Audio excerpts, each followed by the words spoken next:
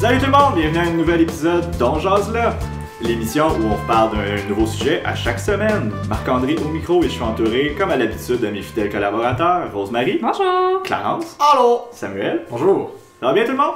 Très bien, Ça va, toi? merci. Alright, cette semaine, émission un peu particulière, donc d'habitude, il y a un d'entre nous qui présente un sujet, mais là, on va avoir un sujet assez large présenté par Samuel et Clarence. Donc en fait, on parle de la théorie des multivers, donc comme quoi il y aurait plusieurs univers en parallèle ou non qui existent. Je pense qu'on va rentrer un peu plus dans les détails avec ça. Puis en fait, Sam au début va nous expliquer la théorie scientifique, astrophysique, physique en dessous de ça. Les théories. Les théories en fait, oui.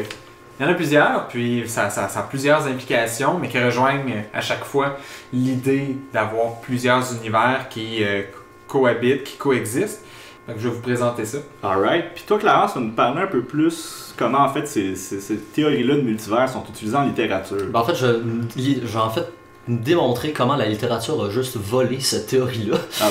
Il a pris, disons, à son compte pour effectivement nourrir un peu son propre univers lui-même en littérature. Je vais démontrer un peu comment la théorie se manifeste à l'intérieur du texte, que ce soit en science-fiction ou dans la littérature générale. Parfait, j'ai très hâte d'en entendre plus, autant sur l'aspect scientifique que littéraire.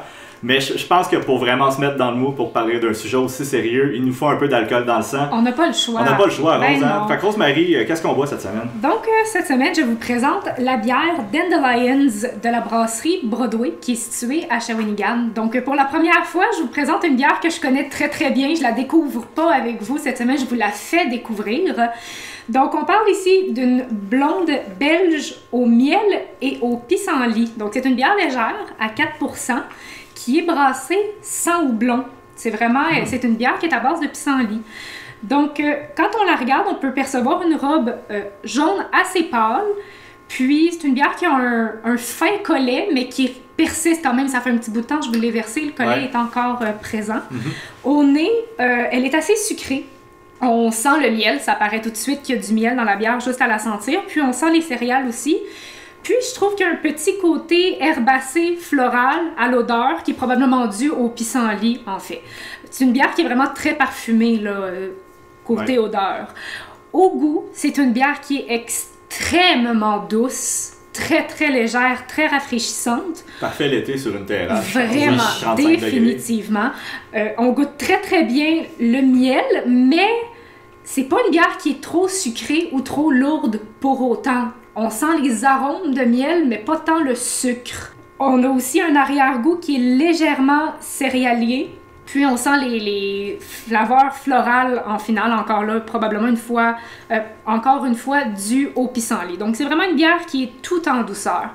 Moi, ça a été un coup de cœur que j'ai découvert au Mondial de la bière en 2012, à une époque où je n'aimais pas encore la bière. C'est vraiment une bière qui a réussi à me faire aimer les bières de façon générale. C'est une bière avec laquelle j'ai commencé. Je trouve personnellement qu'elle est assez accessible quand même pour les gens qui n'aiment pas trop la bière.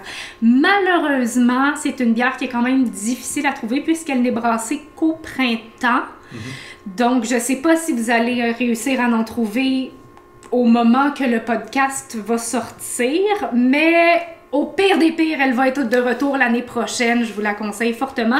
La Dandelions de la brasserie Broadway. Parfait. On note ça à l'agenda dans ce cas-ci. Voilà. Elle va peut-être l'être encore. Je sais pas. Elle est pendant une bonne partie de l'été. OK. On sera pas encore l'été quand le podcast va sortir. Donc, Bon, techniquement. donc, ça devrait être correct dans ce cas-là.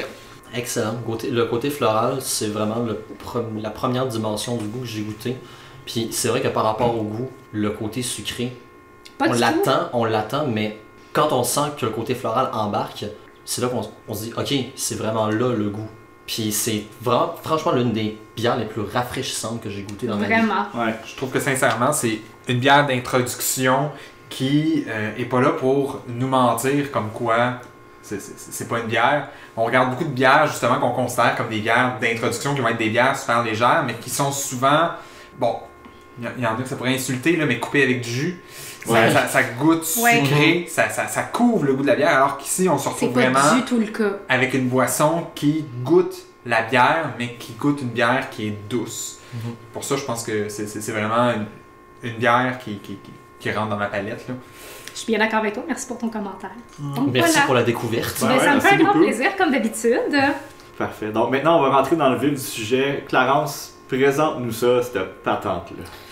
La théorie des multivers, du multivers, en fait, la théorie des univers parallèles, de manière générale, en fait, c'est une théorie qui vient à la base de la physique quantique et qui stipule que l'univers dans lequel on vit, vous et moi, vous qui nous écoutez, l'univers dans lequel on vit est en division permanente et que chacune des divisions, en fait, représente un univers.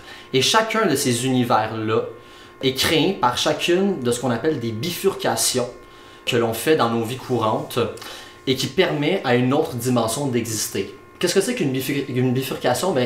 Juste un exemple. Disons que je marche dans la rue et qu'il y a un rocher devant moi puis que, disons que je le vois pas, puis je trébuche. Cet univers-là dans lequel j'ai juste trébuché sur le rocher, c'est celui dans lequel je suis. Parce que je me suis effectivement enfargé dans la pierre et je suis tombé, je me suis cassé le nez. Par contre, il y aurait un autre univers dans lequel j'aurais peut-être vu, au dernier moment, le rocher, je l'aurais contourné. Donc dans cet autre univers-là, je me serais pas cassé le nez, j'aurais pas trébuché, je me serais pas cassé le nez.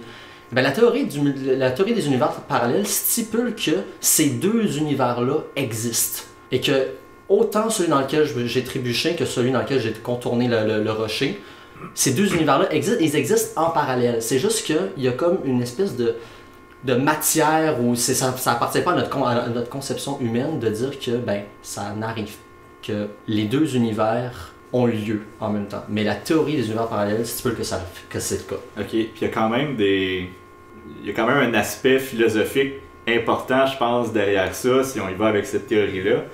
Puis c'est un peu l'idée de ce qu'on certains appelleraient la destinée. Si toutes les différentes options de trébucher ou non sur le rocher sont présentes pour tous les aspects de la vie, donc notre vie serait écrite dans notre univers. On ne sait pas ce qui s'en vient, mais elle serait écrite et on ferait juste suivre cet univers-là comme un arbre des possibles. On ferait juste continuer de descendre dans l'arbre des possibles. Et ça amène, je trouve, une question par rapport au libre arbitre. On va sentir, on sent qu'on a un libre arbitre, qui est discutable, mais enfin, au final, dans le grand chaîne des choses qu'on voit pas, on suivra un chemin préétabli. Je dirais que c'est une question que ça fait très longtemps qu'on se pose, puis on n'avait même pas besoin en fait de la physique quantique pour venir à se poser cette question-là. On a juste à prendre par exemple la mécanique classique de Newton, où est-ce que à travers des lois mathématiques très précises, on était capable de déterminer exactement le comportement physique des choses à travers justement des calculs d'énergie, de mouvement, etc.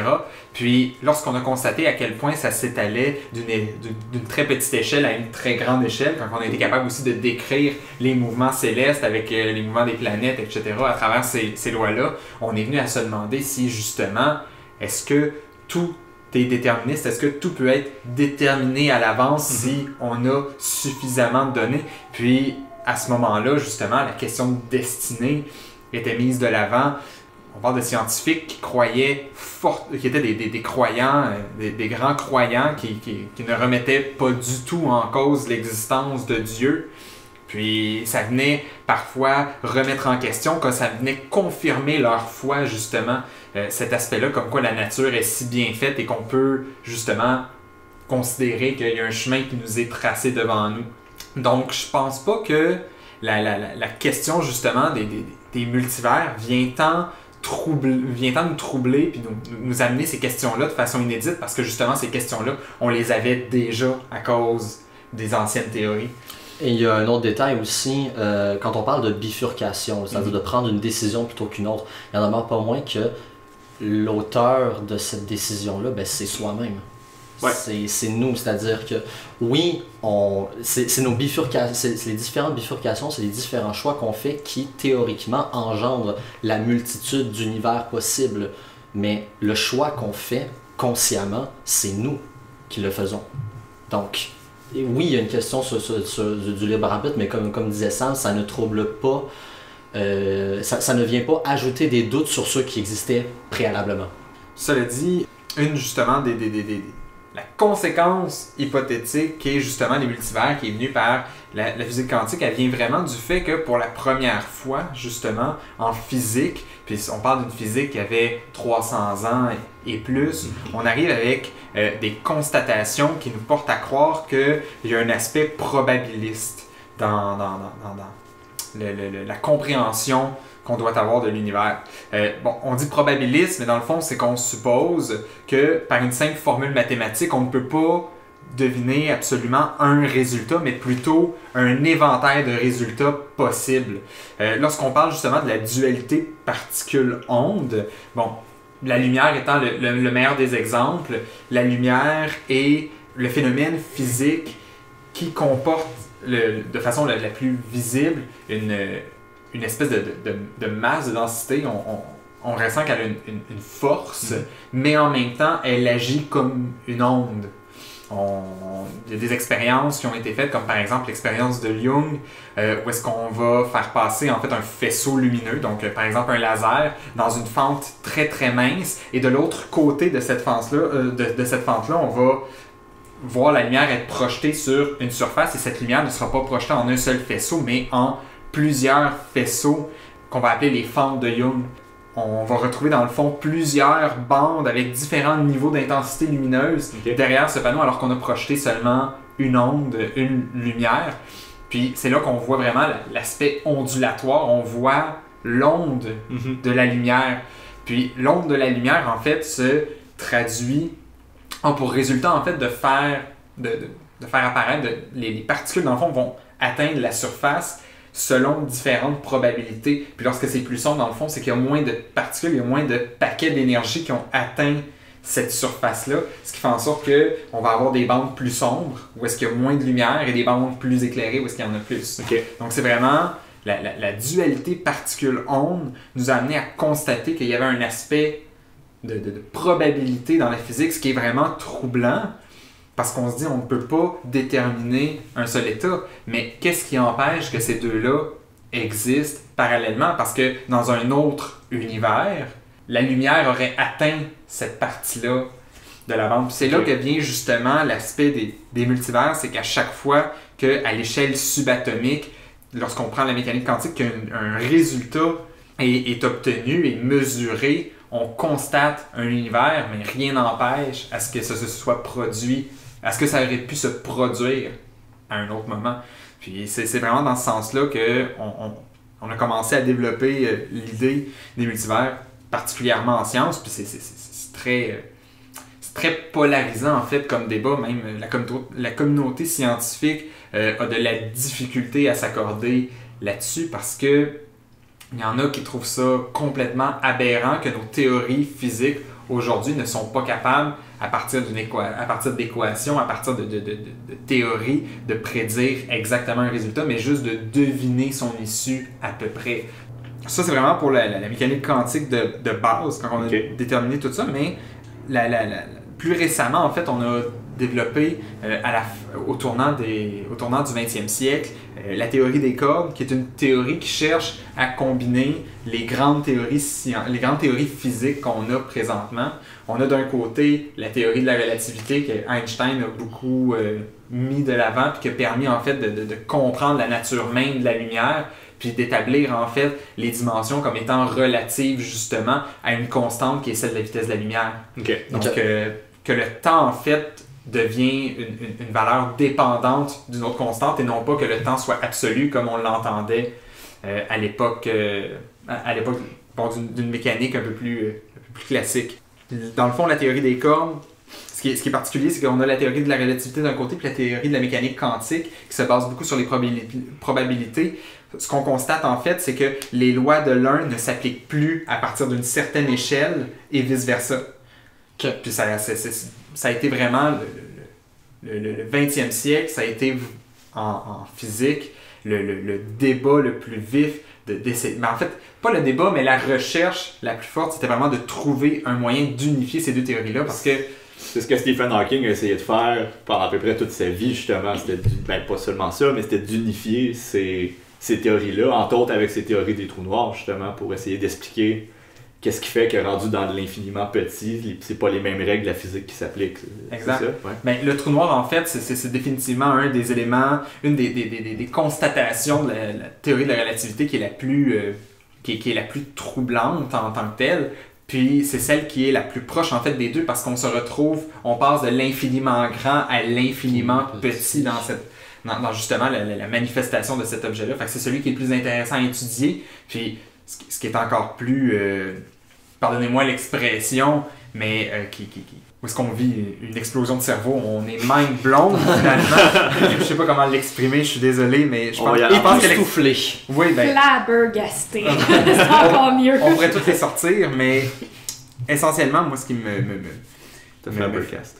fait, on va le dire en bon québécois, me fait le plus capoter, c'est l'idée comme quoi toute cette science est basée exclusivement sur des modèles théoriques mathématiques. Le trou noir est un objet qu'on n'a jamais été capable de voir. Mm-hmm. On appelle un trou noir pas pour rien. Ouais. Dans l'espace, on perçoit les lumières et c'est ainsi qu'on est capable de deviner, de détecter des phénomènes, mais le trou noir, on n'est pas capable de le détecter. On a des indices, mais de l'observer, on n'a pas les moyens pour le faire et c'est pourquoi cet objet-là est connu pratiquement exclusivement à travers les modèles mathématiques qu'on développe qui sont des conséquences finalement des théories, par exemple de la relativité ou de la mécanique quantique. OK. Bon, là on a un peu bifurqué, là. Les trous noirs c'est vraiment intéressant. On est juste allé dans un univers parallèle, c'est ça? Exactement. Mais on est revenu au nôtre. On est revenu au nôtre. La théorie des cordes tente justement d'unifier ces deux théories-là en présentant la particule, non pas dans son espèce de morceau indicible, là, un peu comme une bille finalement, comment on se le représente traditionnellement. C'est une unité indivisible, mais qui serait représentée sous la forme d'une corde, d'une ficelle, fermée ou non, avec une certaine tension. Donc peut-être plus comme un élastique finalement, mais un élastique qui serait fermé ou qui serait ouvert, donc comme une ficelle détachée, qui en fait se positionnerait sur plusieurs dimensions. Bon, là, disclaimer, c'est vraiment compliqué comme concept. Je vais essayer de l'expliquer du mieux que je peux, mais je n'ai pas étudié en physique. Mais essentiellement, on va retrouver, la théorie suppose que ces cordes-là, qui servent de particules élémentaires, en fait, vont vibrer de façon différente et sur différentes dimensions qui dépassent les 4 dimensions que l'on connaît, là, donc les 3 dimensions de l'espace puis la dimension du temps. Ça dépasserait ces dimensions-là. Puis, à travers justement ces vibrations puis la forme qu'elle prend, le repli que ces cordes peuvent faire sur elles-mêmes, vont expliquer en fait tous les phénomènes physiques, autant d'un point de vue quantique que relatif. Puis, ce qui est vraiment particulier, c'est que, puis ce qui permet en fait justement de faire l'unification des deux théories, c'est que ça implique un nombre important de dimensions, donc on peut atteindre, il y a des théories à 6, à 9 ou à 26 dimensions. Où est-ce que justement les paramètres qu'ont, c'est la configuration qu'a cette corde-là finalement, au final, là, explique l'origine de sa particule, là, comment qu'elle se manifeste, là, que ce soit un photon, un graviton, exactement, etc. Mais entre autres choses. Puis dans le fond, on les percevrait par réduction dimensionnelle. Donc par exemple, l'espèce de probabilité qu'on a d'un événement qui se produit, c'est que ça se passerait à des dimensions qu'on n'est pas capable de percevoir en nous, puis que par réduction dimensionnelle, donc on prend toutes ces dimensions-là, un peu comme par exemple quand on fait un dessin, on le fait sur un plan en hauteur et en largeur, mais on va tenter de dessiner de quoi en 3D, puis on va deviner que c'est en 3D, mais en fait l'image est vraiment juste sur un plan, donc elle est vraiment juste en 2 dimensions. Ben, au même titre, la réduction dimensionnelle veut qu'on prend plusieurs dimensions, on les met ensemble, puis le phénomène est constaté seulement sur 3 dimensions, par exemple. Quand tu parles de réduction dimensionnelle, est-ce que c'est comme ça est-ce que c'est ça qu'on appelle dans le jargon physique la réduction du paquet d'ondes? Oui, exactement. Okay. D'accord. Oui. Par contre... ben non, pas tout à fait en fait, non, excuse-moi. La réduction du paquet d'ondes ou l'effondrement de la fonction d'onde, c'est un concept. En fait, c'est la transformation de la probabilité en la mesure. D'où c'est ça qui est à l'œuvre dans l'expérience du chat de Schrödinger, par exemple. Exactement.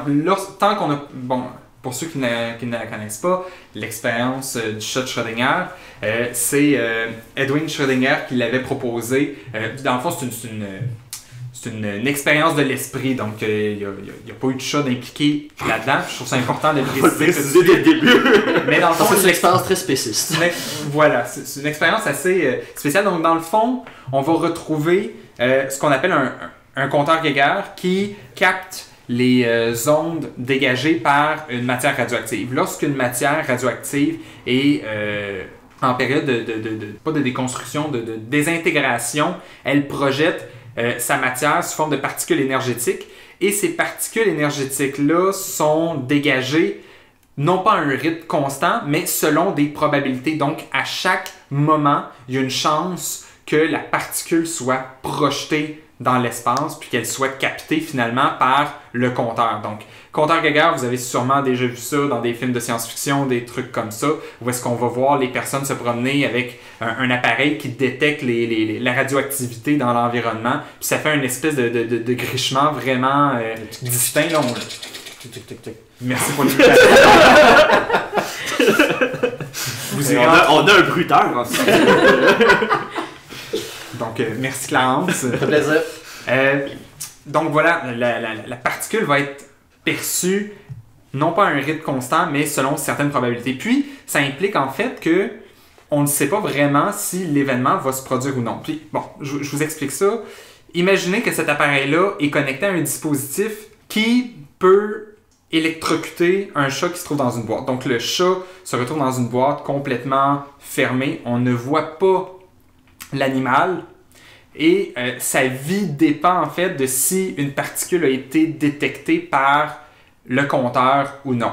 Tout le long de l'expérience, on ne saura pas si le chat est encore vivant ou encore mort, mais considérant les probabilités, on peut supposer qu'il se trouve dans les deux états de façon simultanée. De façon simultanée, exactement. Donc il y aurait à ce moment-là, pendant l'expérience, tant qu'on n'a pas ouvert la boîte pour constater si le chat est encore en vie ou s'il est mort, on peut considérer qu'il est à la fois dans les deux états jusqu'au moment où est-ce qu'on prend la mesure, c'est-à-dire qu'on ouvre la boîte. C'est une allégorie qui est quand même un peu particulière, mais qui permet un...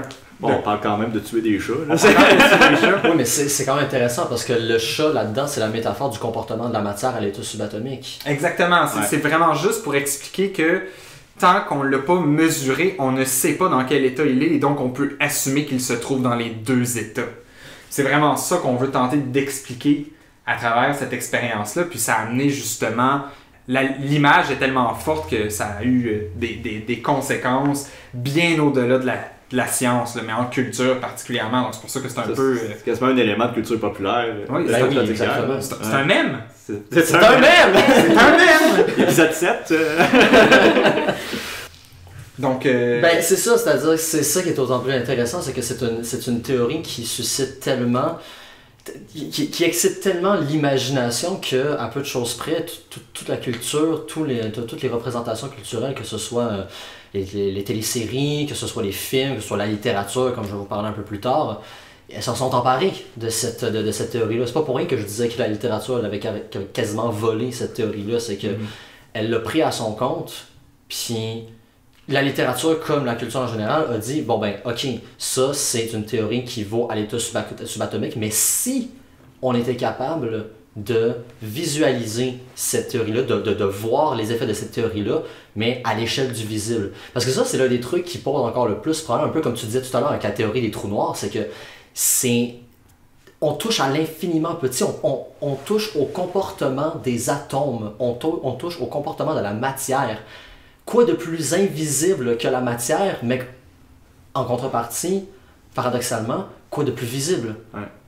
Puis en même temps, on est dans le problème où, quand on veut essayer de voir ce qui est invisible, puis c'est ça la métaphore de Schrödinger, c'est qu'une fois qu'on le regarde, on vient affecter l'état de cette matière-là, donc elle n'est plus dans un état naturel. Exactement. Fait quand on veut le vérifier, on vient qu'à scraper un peu ce qu'on veut voir. C'est un paradoxe. Ouais. Corrige-moi si je me trompe, Sam, mais ça me semble être un espèce de paradoxe insoluble, un paradoxe constant.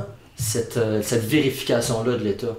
C'est pour ça, en fait, que ça vient déranger autant les scientifiques. C'est l'idée comme quoi, étant donné que ce n'est pas vérifiable, on va s'arrêter là-dessus puis on va accepter la chose telle qu'elle est. Puis justement, c'est ce qui vient déranger les scientifiques. Il y en a qui disent non, ça ne se peut pas.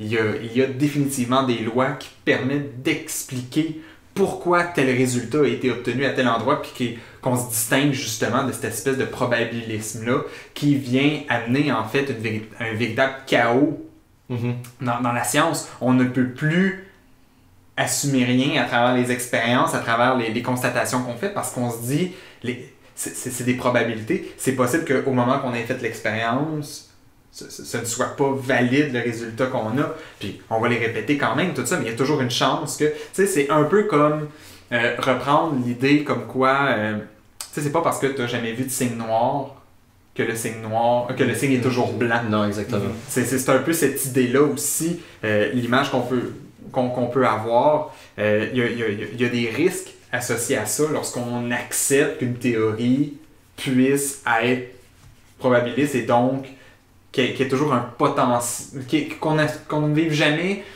dans l'assurance que si tel phénomène se produit, ça aura telle conséquence. Puis c'est pour ça l'intérêt, dans le fond, de la théorie des cordes, puis qu'elle vient un peu remettre tout le monde ensemble, c'est qu'elle suppose justement qu'il y a moyen d'évaluer une situation. C'est juste qu'on n'a pas encore les moyens de prendre en considération tous les facteurs, toutes les dimensions qui affectent cette situation-là pour qu'on soit capable de mesurer, de deviner en fait la mesure. D'accord. Justement. Deviner qu'est-ce qu'on mesure, deviner qu'est-ce qui s'est véritablement produit, qu'est-ce qui s'est produit dans la boîte du chat de Schrödinger. Exactement, sans avoir à ouvrir la boîte. Je me rappelle un peu une espèce de métaphore je la sors un peu hors de son contexte, que j'avais entendu dans mes études littéraires. C'était une étude sur la phénoménologie qui stipulait que, posait la question, un arbre qui s'effondre dans un bois, mais que personne n'entend, est-ce que l'arbre est véritablement tombé? Ouais. C'est le fait de pouvoir témoigner de qu'est-ce qui est fait et de qu'est-ce qui n'est pas fait. Est-ce que l'arbre a effectivement toujours été comme ça, ou est-ce qu'on peut envisager un monde dans lequel il n'est même pas tombé parce qu'on ne l'a pas entendu? T'sais. Là, on parle c'est un peu flying. Comme... moi, je l'avais compris autrement, cette analogie-là. C'était plus au niveau, est-ce que l'arbre a fait un son lorsqu'il est tombé? Oui, c'est parce ce qu'on que sait pas s'il est tombé, c'est ça. Ah non, c'est ça, ok, ouais. On constate qu'il est tombé, mais est-ce qu'il a fait un son lorsqu'il est tombé si personne n'était là pour l'entendre? Comme quoi, ça aide à se rappeler du contexte.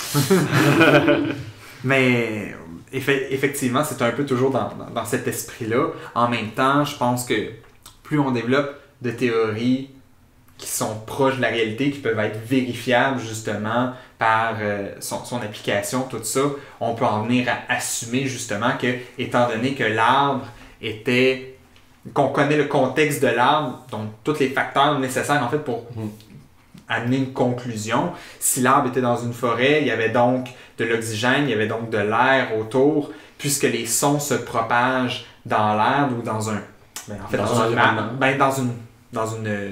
masse à une certaine densité, là, il ne se propage pas dans le vide, mais lorsqu'il y a un fluide, que ce soit un gaz ou un liquide, puisqu'on peut considérer qu'il y avait un fluide justement qui entourait cet arbre-là, un son a nécessairement été propagé puisqu'il y a eu un choc, il y a eu une énergie mécanique. Bon, on peut venir poser ces conclusions-là parce qu'on a assez on a assez de connaissances, on a pu vérifier assez les théories pour considérer que le phénomène s'est réellement produit, même s'il n'a pas été... Mais si l'arbre était au niveau atomique, on pourrait pas le dire. Exactement. Puis c'est ce qui est le plus troublant en fait, parce que pourquoi les théories sont différentes lorsqu'elles sont à notre échelle versus cette échelle-là, ça amène des questions. Puis c'est pour ça que beaucoup de scientifiques s'attellent à trouver une théorie qui viendrait unifier les deux grandes théories physiques.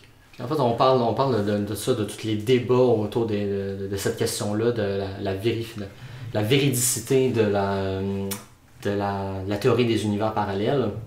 Je suis en train de me demander si c'est pas un peu pour couper, entre guillemets, je schématise beaucoup, mais pour couper court à ces questionnements-là, que la littérature et la culture au sens large, c'est pas emparé de cette théorie-là pour dire non, Pour des questions, c'est intéressant sur la question en domaine de physique quantique, mais si c'était vrai, imaginons que ce soit vrai, qu'est-ce qui se passe?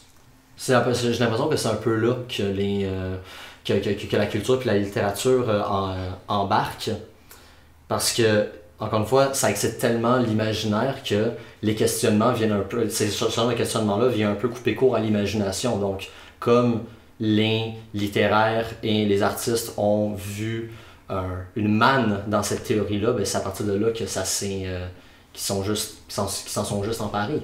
Ça, je trouve ça intéressant. Mais il y a la notion justement d'univers en littérature où est-ce que l'auteur est là puis qui exprime, dans le fond, une idée qu'il a, une conception qu'il a de l'univers finalement, puis qu'il vient la partager. Il en construit un, en fait, selon des paradigmes, des lois, un certain sens de la morale, de l'éthique et des valeurs qui empruntent. Puis finalement, on vient construire un univers un peu comme notre univers est peuplé de constantes mathématiques, de lois physiques qu'on peut décrire de façon mathématique. L'auteur est là, puis il décrit son monde selon ses propres lois, qui vont être parfois plus ou moins distinctes de celles qu'on vit dans notre réalité, finalement. Mais j'avoue, là-dessus, il faut faire attention là-dessus lorsqu'on traite de la théorie des univers parallèles en littérature, parce que oui, effectivement, l'auteur a un pouvoir sur l'univers qu'il crée. Par contre, au point de vue personnel, moi, là où je trouve intéressant d'étudier la théorie des univers parallèles en littérature, c'est de voir comment elle se manifeste. Parce qu'en fait, si on prend ça au sens le plus... si on regarde depuis le plancher des vaches, là, il y a deux manières d'envisager la théorie des univers parallèles en littérature. Il y a une première manière qui est allégorique, qui est effectivement celle que tu viens de décrire, c'est-à-dire que on va prendre un contenu, on va imaginer quelque chose, mais sans nécessairement le baser sur un contenu concret. Ça va juste une manière, disons, un peu plus poétique de s'exprimer sur les destins qu'on a pu ou qu'on n'aurait pas pu avoir. L'un des exemples les plus qui fait le plus date, cette fois-ci, il vient pas de la littérature, il vient du cinéma, mais c'est Retour vers le futur. Retour vers le futur, dans le premier, lorsque Marty quitte pour la première fois son année 1985, puis il retourne en 1955, il quitte une certaine réalité qui est la sienne. Et lorsqu'il retourne ensuite en 1985 à la fin du film, il a altéré le passé de par sa présence. Et donc, si on stipule que le 1985 dans lequel il est retourné, c'est effectivement celui qu'il a laissé au tout début du film, on s'aperçoit que la chronologie n'est plus du tout la même. Et donc, la principale conséquence, c'est la vie des parents de Marty. Au début du film, c'est des banlieusards, tout ce qui est le plus banal. Et puis, à la fin du film, ben, ils sont quasiment l'incarnation du rêve américain. Donc... ça, c'est une manière, disons, la plus stricte, au sens le plus stricto sensu, manière allégorique de l'envisager. Là, effectivement, il y a un univers et on fait ce qu'on veut avec.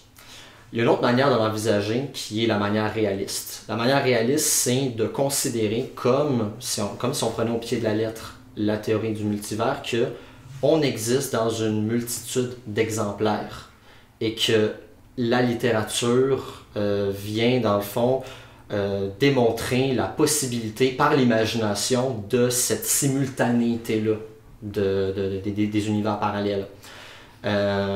Et d'une certaine manière, c'est une manière de représenter la théorie qui ne vaut pas uniquement que pour une esthétique, par exemple l'esthétique de la science-fiction, l'esthétique de l'exploration de soi, ou de l'exploration intime de soi, d'envisager l'exploration de soi à travers nos multiples représentations dans les univers possibles. Ça vient aussi fournir un paquet d'explications sur le comportement de notre psychisme. Et également, ça peut effectivement résoudre des problèmes dans des situations données. Parce que ça, c'est l'une des beautés de la théorie des univers parallèles, que ce soit vérifiable ou pas, il en demeure pas moins que ça dit quelque chose. Et la littérature, j'ai quasiment envie de dire que la littérature se fiche de savoir si ça se vérifie ou pas. L'important, c'est qu'elle existe et qu'elle puisse dire quelque chose de notre monde. Comme pour reprendre l'exemple de tout à l'heure, qu'est-ce qui se serait passé si j'avais contourné le rocher à la place de me trébucher? Ben, peut-être que je serais arrivé à l'heure à mon rendez-vous. si dans l'univers dans lequel je suis présentement, j'ai trébuché, je me suis cassé le nez, ben le rendez-vous, je sais pas, j'aurais pas pu m'y rendre, mais ce à quoi me destinait ce rendez-vous-là, pour faire un lien avec ce que tu disais au début, question de la destinée puis le libre arbitre. Ouais. Oui, effectivement, ça relève comme je disais au début, ça relève de nos choix, mais c'est d'explorer la complexité et la multiplicité de ces vies-là qui continuent d'exister malgré notre bifurcation dans l'univers dans lequel on vit, qui est intéressant. Et c'est ça que la littérature explore. Puis, je voudrais revenir à ce sujet-là, là-dessus, Sam. Je ne sais pas si dans les théories scientifiques, on étudie des manières de réduire, voire d'annuler l'étanchéité qui sépare les univers parallèles d'autres pour pouvoir les explorer. Ben, je veux pas trop m'avancer là-dessus dans la mesure que j'ai une connaissance limitée là, qui se concentre principalement sur la recherche que j'ai faite puis ce que j'ai pu apprendre dans ma vie, mais c'est sûr qu'on parlait tantôt des trous noirs, il y a un intérêt vraiment particulier à les étudier parce que c'est un des objets qui affecte le plus la temporalité. De façon générale, la dimension de temps est une dimension qui est difficile à percevoir à notre échelle, comme quoi elle est modulable, mais les trous noirs viennent jouer de façon si évidente sur cette dimension-là qu'elle ouvre des possibles, en fait. Okay. Bon, une des conséquences, une des hypothèses, en fait, associées aux trous noirs, c'est les trous de verre. C'est l'idée comme quoi, en fait, on aurait des points dans l'univers qui absorberaient tout et recracheraient tout, en fait, à un autre moment, un autre endroit dans l'univers. Okay. Et là, quand que je dis moment, j'insiste dessus, là, je le distingue des autres dimensions parce que c'est celle qu'on a tendance à considérer un peu comme absolue. Là. Instinctivement, c'est ce qu'on veut, c'est confortable de considérer que le temps est absolu, mais si on se projette dans un trou de verre, puis qu'on en sort de l'autre côté, nous sommes plus au même point dans l'univers, mais nous ne sommes plus non plus au même moment. Si on repasse dans le trou de verre, c'est un one-way. Il n'y a pas de retour en arrière à travers un trou noir. On est transmis dans le futur ou dans le passé à un autre point. L'excellente émission scientifique dans une galaxie près de chez vous avait abordé ce concept-là. Je m'attendais à ce que tu parles du film Interstellar, mais... Je pensais à ça, mais je peux dire que dans une galaxie. On va prendre une référence plus près de la maison. Pourquoi pas? Puis il l'avait fait à un moment donné, puis il se retrouvait devant Adam. Donc, l'idée du premier homme, puis tout ça. Puis le Brad le tuait en lui donnant la grippe, mais en tout cas, c'est une autre affaire. Mais il y avait l'idée du trou de verre, mais après ça, il réussit à revenir, mais ouais. Mais de jouer avec la temporalité, de se retrouver à un autre moment, un autre endroit dans l'univers tel qu'on le connaît, on va retrouver ça. Excuse-moi ta question, je m'en souviens plus où est-ce qu'on voulait aller avec ça. Non, je voulais juste savoir si... Est-ce que dans les théories scientifiques, on étudie la possibilité de créer un espèce de point de passage entre les différents mondes qui, hypothétiquement, existent? Voyage à travers les dimensions, dans le fond. Donc voilà, Clarence, ce que je vois comme, par exemple, le passage d'une dimension à l'autre, ce serait justement en utilisant un tel moyen, mais encore une fois, c'est tellement hypothétique, c'est basé sur, comme j'ai dit, des modèles mathématiques d'objets qu'on n'a même pas observés, en fait, par nos propres moyens. Sinon... tu veux dire, on n'a pas de gun à portail comme dans Rick and Morty qui peut passer d'une dimension à l'autre, on n'est pas rendu là. Même théoriquement, on n'est pas rendu là. J'attendais la référence à Rick and Morty. Ben là, il faut, là, ça, on n'a pas le choix. Heureusement, on n'a pas de Rick. Heureusement. Ben, en littérature, on aurait un. Exactement. On aurait un. Parce qu'en littérature, c'est ça qui est le fun, c'est qu'on passe, encore une fois, on passe outre la théorie, puis on essaie juste d'imaginer, même si c'est dans un contexte purement allégorique, d'aller chercher, dans le fond, la possibilité de passer à travers d'atteindre ces univers-là pas possibles. Puis l'un des exemples les plus célèbres, ben, c'est le miroir dans Alice au Pays des Merveilles de Lewis Carroll. Mm-hmm. Lorsque Alice passe à travers le miroir, elle passe à travers l'espèce d'univers fantasmagorique dans lequel elle va parcourir tout au long du roman. Par où Harry Potter passe pour aller à la plateforme 9 3/4? À travers un mur. À travers un mur. Donc, c'est ça. La littérature va prendre littéralement des objets de notre quotidien et va les transfigurer de telle sorte que dans le texte concevable qu'on puisse passer d'un univers à l'autre. Puis ce qui est vraiment intéressant, c'est que quelquefois, c'est même pas les objets auxquels on pense forcément. Vous connaissez la trilogie 1Q84 de Haruki Murakami. C'est une... Non, monsieur. Non. Murakami, qui est l'un des auteurs japonais les plus traduits dans le monde, crée une trilogie dont le premier tome, le livre 1, raconte l'histoire d'une femme et d'un homme qui passent à différents moments dans leur vie à travers un univers qui est un petit peu surréaliste, un petit peu au-dessus de leur réalité. Et ils ont deux manières tout à fait différentes de s'y rendre. La femme, c'est la première à passer d'un monde à l'autre. Elle passe par un escalier d'urgence. Et l'homme, de son côté, il est en train il s'attelle à la rédaction d'un roman. Et c'est en écrivant le roman que, ultimement, il sent que le monde s'altère tranquillement autour de lui. Et donc, ce qui est intéressant lorsqu'on regarde la manière dont la littérature s'approprie à travers ces objets-là la possibilité de passer d'un univers à l'autre, c'est qu'il est possible de traduire les sensations que nous on a, qui pourraient nous donner des indices sur l'existence de ces univers-là. Et c'est là toute la leçon qui, à mon avis, est super fascinante de la littérature, c'est dans la traduction de ces sensations-là. Qu'est-ce qu'on ressent qui pourrait nous laisser présager qu'il y aurait un monde autour de nous? Et là, je te vois, Marc-André. Oui, ben ça me fait penser en fait à un jeu vidéo qui exploite un petit peu ce côté-là. C'est un jeu indépendant qui s'appelle Stanley Parable, de mémoire, c'est ça le nom. Et en fait, le jeu est sorti il y a peut-être 4-5 ans maintenant, sur PC entre autres. Je pense qu'il l'a aussi sur PlayStation. Mais enfin, l'idée c'est qu'on commence le jeu, on est un employé sans nom, on est un numéro littéralement dans un building. Et notre job, c'est d'appuyer sur un bouton quand l'ordi nous dit d'appuyer sur un bouton. Puis une journée, on reçoit pas de commande. Donc là, il y a un narrateur qui nous parle et qui nous dit « Stanley sort de son bureau ». Et là, la porte s'ouvre et tu peux sortir de ton bureau. Et le narrateur, en fait, le building est complètement vide. Il n'y a aucun de tes collègues qui est là, tu es seul. Okay. Tu es en vue subjective, donc première personne, ce qui aide justement à se sentir encore plus dans l'histoire. Et tu as le narrateur qui te dit où aller. Et éventuellement, tu te retrouves à devoir choisir entre deux portes. Et là, tu as le choix. Est-ce que tu écoutes le narrateur? Ou est-ce que tu en fais? Ou est-ce que tu utilises ton libre arbitre et tu prends la deuxième porte. Et tout le jeu, c'est ça. Et il y a à peu près une vingtaine de fins différentes. Et donc, tu as la bonne fin où tu écoutes le narrateur, mais est-ce que c'est là que tu termines à la fin et tu es dans un beau jardin, tu es dans la forêt, et là, tu dis maintenant, Stanley se sent libre. Mais pour avoir cette liberté-là, au final, tu suivais tout le long le narrateur qui disait quoi faire. L'étile vraiment. Puis là, tu as toutes les façons que tu peux fucker avec le narrateur pour pas suivre l'histoire à plein de moments différents dans le parcours du jeu. Ou à l'inverse, que lui, il va te fucker, tu sais, qu'à la fin, si tu te ramasses puis t'es mort ou t'es pogné dans une loupe sans fin et tout ça.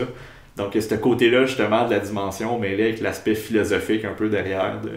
Ce que j'aime en plus de cet exemple-là, c'est que c'est un peu comme si on sortait du livre. Tu es dans un livre, tu as la narration, tu vois un peu comment les personnages évoluent, mais il en demeure pas moins que la narration sur le livre papier, il reste entière, tandis que là, le côté interactif un peu, c'est vraiment drôle parce que ça effectivement traduit, c'est un bon exemple de comment tu réagis lorsque tu sens que tu es à un point tournant. Ouais. Lorsque tu sens qu'il y a quelque chose dans le monde qui cloche. Là, en littérature, il y en a un exemple qui est vraiment parlant. Dans la nouvelle Le Horla de Guy de Maupassant, la créature que le narrateur ne voit jamais, elle existe, on sent qu'elle existe, on ne sait pas si elle est une forme humaine ou pas, mais le narrateur le sent constamment. Il sent que que son monde à lui, en tout cas, est en train de s'altérer, de changer. Et tout le long, il ne fait que traduire ces sensations-là. Et la littérature vient mettre des mots sur ces sensations-là, mais les sensations, c'est des genres de choses que tout le monde éprouve. L'une des sensations les plus parlantes de cette transition-là, qu'on sent que le monde n'est plus vraiment celui dans lequel on est vraiment, c'est les déjà-vus. Mm-hmm. Déjà vu, posez-vous la question un instant. Qu'est-ce que vous ressentez lorsque vous sentez que vous avez un déjà vu? Mais il y a quelque chose qui cloche, il y a quelque chose qui... on a l'impression en fait d'avoir déjà vécu ce moment-là. Fait qu'on vient à se demander... On vient à remettre en doute finalement le moment qu'on vient de vivre à l'instant. Puis ce doute-là il est profond. Là. C'est pas... C'est comme aussi après un rêve qui semble particulièrement réaliste, puis là, qui te revient en mémoire plus tard dans ta journée. Puis il y a certains petits moments de ma vie que je sais plus si je les ai vécus ou je les ai rêvés. Des petits détails, c'est des trucs vraiment niaiseux au final, mais un peu comme un déjà vu justement qui vient comme t'habiter, puis c'est comme... J'ai-tu dit ça ou je l'ai rêvé, tu sais? Ouais, exactement. Ah, je suis d'accord avec vous. Moi, c'est surtout de voir à quel point je cherche à comprendre qu'est-ce qui vient de se passer. Puis, on dirait, même si ça m'arrive, relativement souvent, j'y crois jamais que c'était vraiment juste une impression. On dirait que je le crois réellement que c'est arrivé. Puis, je vais passer beaucoup de temps à chercher quand j'ai vécu ce moment-là, même si, au final, je l'ai probablement jamais passé. Mm-hmm. Et souvent, lorsque ça arrive, c'est le genre de questionnement-là qui arrive d'une manière fulgurante. L'impression dure à peine un instant, quelquefois. Ça peut aller d'une milliseconde jusqu'à des fois 10-15 secondes. On sent qu'on navigue à travers ça, mais c'est l'effervescence des questions qui survient à ce moment-là. Ben c'est comme si nous cherchions à effectuer la propre narration de ce qui est en train de nous arriver en ce moment. On cherche à traduire notre sensation. Qu'est-ce qui fait en sorte qu'on est en train de vivre, qu'est-ce qu'on est en train de vivre. Puis ça me permet de faire le pont entre justement des situations qui tiennent un peu de la littérature science-fictionnelle où on imagine des mondes dans lesquels on est capable de voyager dans l'espace, des mondes dans lesquels on est capable de voyager dans le temps. Mais c'est le genre de choses qui peut se traduire également dans le quotidien. En littérature, la littérature science-fictionnelle n'a pas le monopole de l'exploitation des mondes multiples. En littérature générale aussi, on trouve ça. Puis j'ai trouvé un passage dans un très bon roman que je conseille à tous qui s'appelle « La dérive des sentiments » de Yves Simon, dans lequel il y a cette traduction-là qui, à mon sens, reflète assez bien la manière dont on peut se sentir extérieur à soi-même, extérieur à notre propre corps, lorsqu'on se sent qu'il y a un monde dans lequel on se sent en communication, dans lequel on est sensible, duquel on sent qu'on a des échos. Je trouve que cet extrait-là reflète très très bien cette sensation-là. Rosemary, est-ce que tu voudrais nous lire l'extrait? Bien sûr, ça va me faire plaisir. Marianne rentre chez elle, c'est-à-dire dans l'appartement qu'elle partage avec Simon. Elle va retrouver cet homme alors que c'est elle qu'elle voudrait retrouver, être certaine qu'elle est, à cet endroit et à cet instant, désireuse d'aller vers le lieu où se déroule une histoire commencée il y a quelques années. Elle ne prend pas le temps de poser clairement cette question, ce qui veut dire qu'elle n'y répondra pas. Marianne ne se pose pas la question parce qu'elle se dit qu'elle est un mirage, une image de Marianne, une remplaçante qui agit, vit et regarde comme si elle était Marianne. Mais certains soirs, elle ne vit pas. C'est un ressort qui agite ses paupières, fait battre son cœur, actionne ses jambes. Cette jeune femme qui marche et se prénomme Marianne est une enveloppe avec, sous sa peau, un précipice. Elle est un décor de femme qui sort du métro. Elle a entendu les portières claquer, ses pas résonner sur le béton et le parcours mémorisé qui va de la station Jaurès au 3e étage d'un immeuble sera parcouru comme si elle avait rendez-vous. Elle croit avoir quantité de certitude sur l'homme qu'elle va rejoindre et pourtant, il est un brouillard. Elle sait qu'elle touche, mais c'est autre chose qu'elle voudrait connaître, une tragédie insondable, un meurtre, un cauchemar atroce, une félonie. La course au bonheur qu'elle croyait avoir entreprise est une course sans gloire, anonyme, qui a lieu dans une île détachée du monde, en plein Paris, dans le 19e arrondissement, au 3e étage d'une résidence qu'un promoteur avait baptisée de l'Espérance, du nom même de l'endroit où t'avait échoué, en plein océan, Robinson Crusoe. Merci Rosemary. Ça me fait plaisir. Donc, on a ce personnage-là de Marianne qui navigue dans Paris, qui pleinement perdue dans ses pensées. Et l'extrait, là-dedans, ce qui est important de considérer, c'est la manière dont elle se sent, justement, comme l'indique le titre, est en train de dériver. Ses doutes, dans le fond, lui procurent des sensations qui l'amènent au plus profond d'elle-même, au bord de ce précipice-là, ce précipice intérieur-là qui est nommé. Et au bord de ce précipice, elle est poussée, entre autres par la vacuité de ses désirs, à contempler le monde qui pourrait être et qui serait le théâtre de ce qui est nommé, c'est-à-dire cette tragédie insondable, ce meurtre. Cette réalité, on la connaîtra pas parce que Marianne, ça le dit dans le texte, ne se pose même pas la question. Elle passe pas d'un monde à l'autre. Autant dans Alice au Pays des Merveilles, il est possible par l'intermédiaire du miroir de passer à travers le monde. Là, elle ne passe pas le monde. Elle ne quitte pas son propre monde. Elle a juste la sensation qu'il en existe un autre. Elle entrevoit par la sensation de cette dérive-là ce monde-là qui lui apparaît plus juste, plus désirable, jusque dans la manière qu'elle a de se sentir elle-même. Cette version-là d'elle-même dans le monde dans lequel elle vit, elle est fautive et elle en éprouve la sensation. C'est exactement le genre de sensation qu'on peut éprouver également lorsqu'on a un déjà-vu, lorsqu'on sent que le monde s'altère autour de soi, ou tout simplement, comme c'est le cas dans l'extrait ici, lors de la rencontre amoureuse.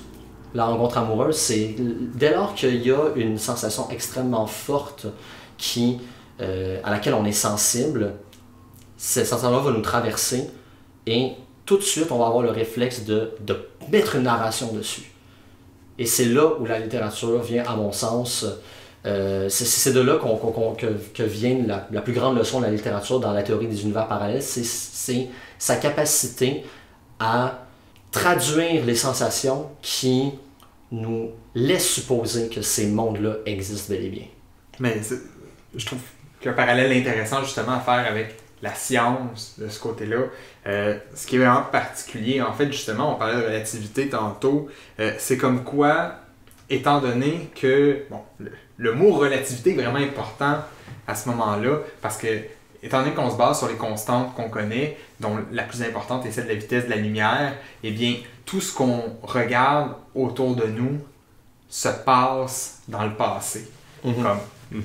C'est infime comme différence, mais je te regarde présentement, je regarde le micro, ou peu importe, je regarde autour de moi, et tout se passe avant le moment que moi je constate cet événement-là.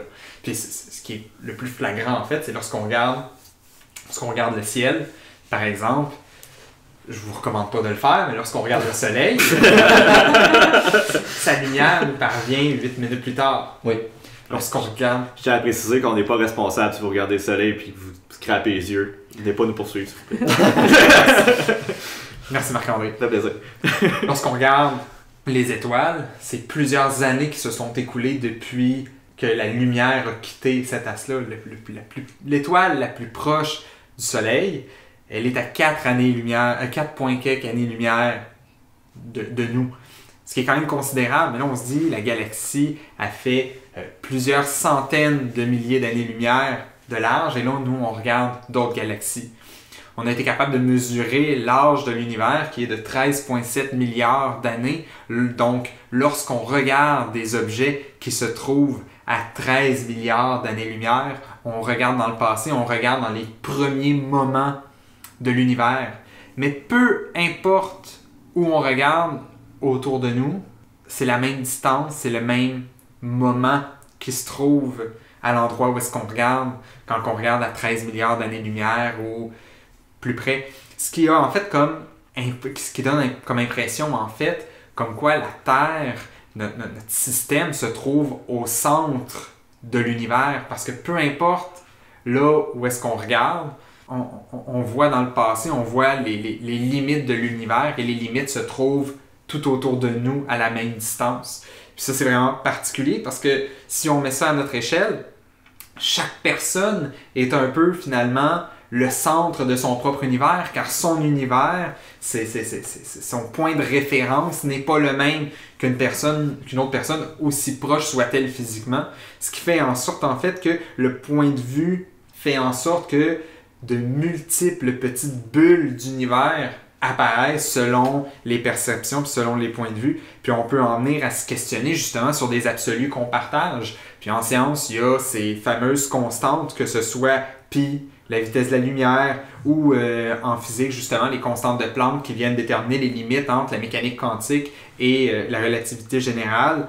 Toutes ces constantes-là sont troublantes parce que ce sont des absolus qu'on peut partager puis qu'on constate, peu importe la distance. Mais est-ce que lorsqu'on dépasse ce que le regard est capable d'atteindre, on va découvrir d'autres constantes, d'autres configurations de cet univers-là? Puis est-ce que c'est là qu'on retrouve justement d'autres univers? Ben, il y a justement cette question-là qu'on peut venir se poser aussi. Je trouve ça fascinant, le parallèle entre notre planète qui serait au centre de l'univers, puis ramener ça à l'humain, à notre expérience personnelle, de notre propre univers à nous. Je trouve ça vraiment fascinant. Je suis un peu sans mots, là, je suis un peu flabbergasté. Je trouve ça vraiment cool comme parallèle. Mais dans un sens, c'est tellement logique parce que autant dans la manière qu'on a de traduire ces sensations-là que de voir effectivement à l'échelle astronomique la manière dont ça se manifeste, on en vient toujours à cette évidence-là, c'est qu'on ne peut témoigner que de ce qu'on perçoit.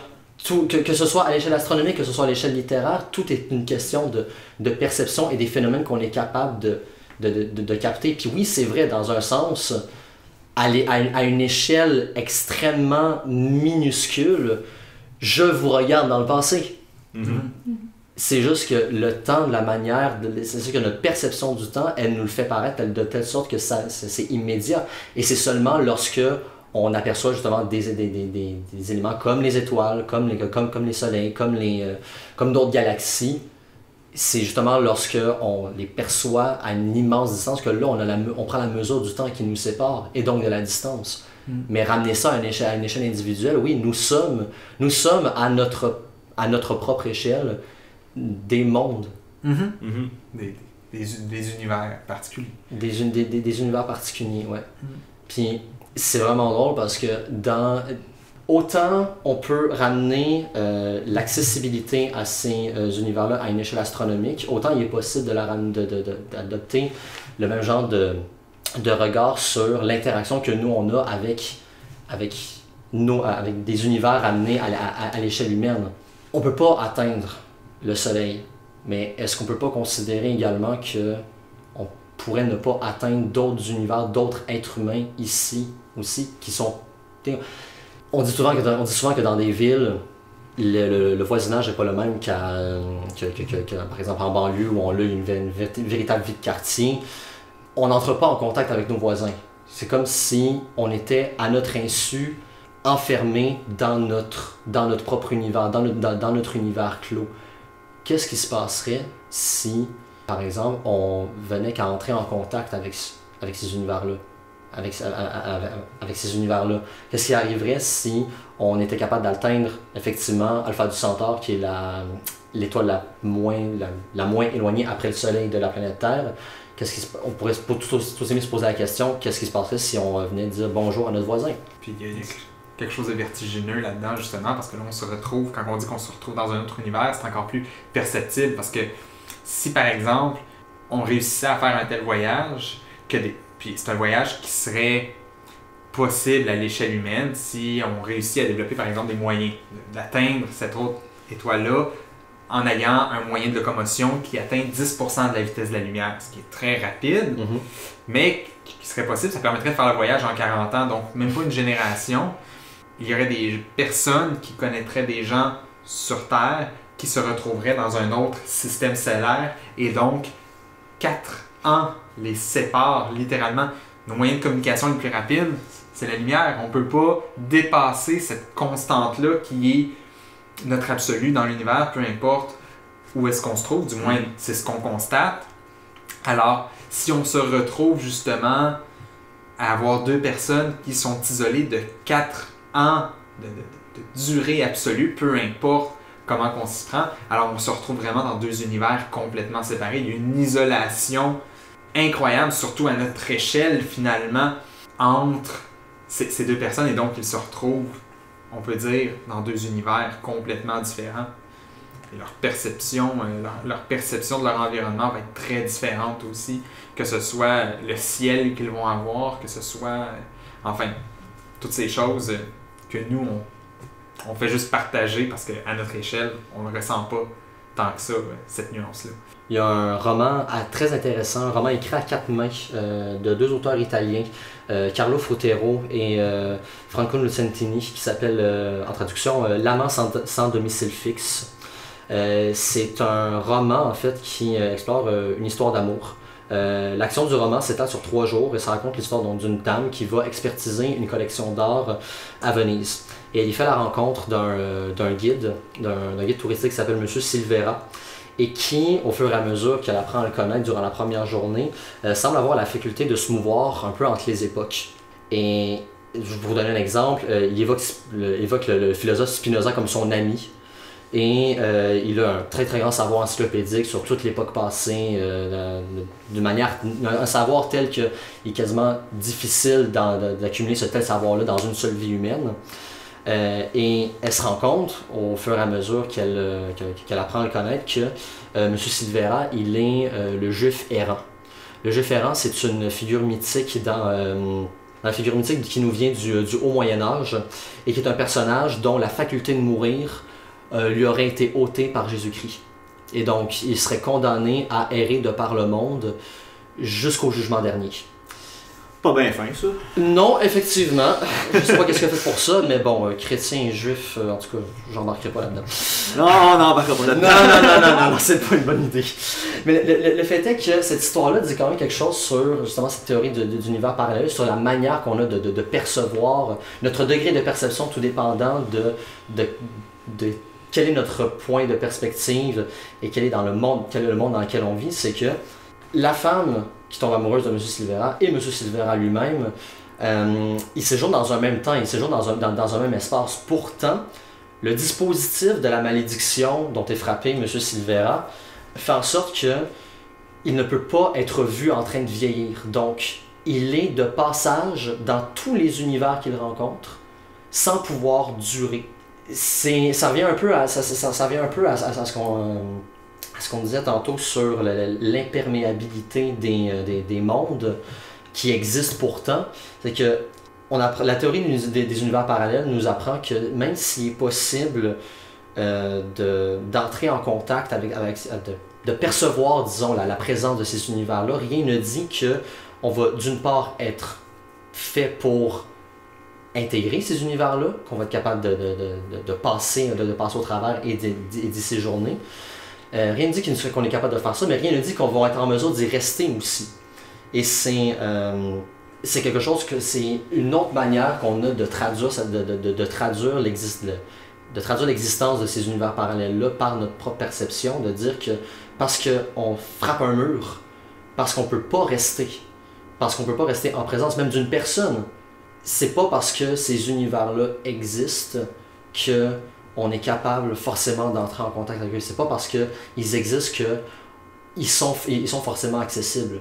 Moi, une question que j'aime bien me poser lorsque je réfléchis à ça, je dis, et alors, est-ce que la beauté, c'est pas de savoir que justement ces univers-là existent, même s'ils sont inaccessibles? Un peu comme d'autres planètes, dans un sens. Ouais. De les imaginer finalement, c'est qu'on a ce pouvoir-là de pouvoir deviner ou de pouvoir l'imaginer s'il n'existe pas, ces univers-là. Puis au final, de construire un nouveau monde autour de ça, tu sais. Non, exactement. Puis c'est lorsque je pense à ça que je me dis que dans ce sens-là, le domaine littéraire, culturel et le domaine scientifique sont pas si éloignés que ça l'un de l'autre, parce que la théorie, c'est ça, pas besoin de la vérifier pour qu'elle dise quelque chose. Elle dit quelque chose dans la science physique, elle dit quelque chose dans la littérature, elle dit quelque chose de la vie telle qu'elle est. Qui sont deux reflets finalement. Autant la science, c'est un reflet, et la littérature aussi, de ce que nous percevons et de ce que nous essayons de comprendre. De l'expérience humaine. Voilà. C'est ça, l'art va permettre d'aller plus loin que ce que la science nous permet de découvrir et de savoir pour l'instant. C'est l'imagination embarque, puis c'est ça, on se crée nos mondes. Exactement. Mon Dieu, c'est une belle fin, ça. Oui. Je suis fier de moi, quasiment je l'ai écrit. Hey les gars, merci beaucoup. Il y avait des moments, je pense qu'il fallait aller dans la substance un peu plus lourde, mais qui nous permet après ça de mieux combiner ces deux univers-là, l'univers scientifique, l'univers littéraire, artistique au sens plus large. Puis je pense que ça a donné une belle émission. J'espère qu'on n'a pas trop perdu les gens. Ouais, sinon, recule un peu là. Puis... Puis encore une fois, pour les physiciens et les connoisseurs de la science, j'espère ne pas vous avoir trop insulté dans mes explications, que je suis faire honneur, parce que ce n'est pas un sujet facile à comprendre. Non, c'est sûr. Je trouve faites un beau travail de vulgarisation scientifique là-dessus. Fait que Clarence, Samuel, merci encore une fois pour ça fait plaisir, cette excellente chronique à 4 mains. Fort plaisant. À 2 bouches, en tout cas. Chers auditeurs, on vous rappelle, on est disponible sur Apple Podcasts. Vous pouvez nous laisser 5 étoiles, des commentaires. Ça nous permet de monter dans les algorithmes, d'être plus vus, donc de diffuser le show. On est aussi disponible sur Podbean, Google Play, YouTube. Là encore une fois, abonnez-vous s'il vous plaît, c'est toujours très apprécié. Abonnez-vous aussi à notre page Facebook, laissez-nous des commentaires, n'hésitez pas si vous avez des questions ou justement des commentaires à nous laisser, ça va nous faire plaisir de lire et de vous répondre. Et partagez l'émission à grand nombre. S'il vous plaît. S'il vous plaît. Comment? Come on! Donc merci encore à vous trois, puis on se revoit la semaine prochaine.